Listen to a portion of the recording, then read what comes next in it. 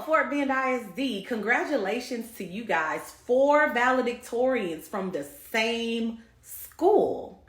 I know some of you are like, how in the heck does that happen? Well, let's talk about it. So about a year or so ago, Fort Bend ISD changed their ranking policy. Students who have never ever walked the halls of some of the high schools in Fort Bend ISD are considered their valedictorians. So you could be zoned to a certain school, wink, wink, we're gonna talk about that in a second, but you choose to go to another school in the district because they offer more than that zone school does. It's time to come out and do those final calculations for who's going to be valedictorian. That student that has never attended class at that particular high school, but is zoned there, could be their valedictorian. I know y'all are confused, right? I know, stay with me. Now, it used to be back in the day that certain people would enroll their children in certain schools so that they would have a better chance of being the valedictorian of that school. I think it's that 10% rule or whatever that some of these top schools in Texas have. I could be wrong right now, but I'm talking about back in the day. So families would purchase property in these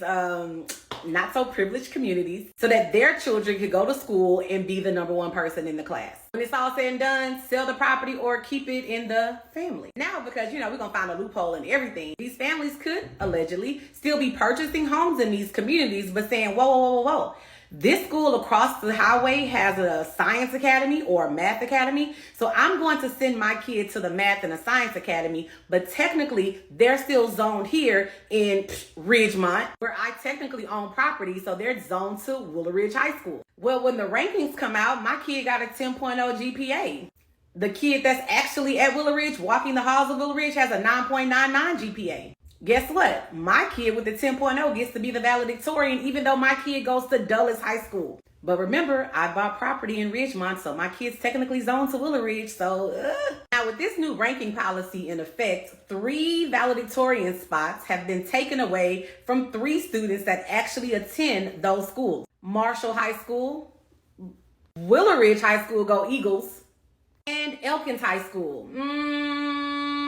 Now, this ranking policy in Fort Bend ISD is new-ish, but people have been beating a system like this for years. People have been taking advantage of opportunities like this and taking them away from our kids for years.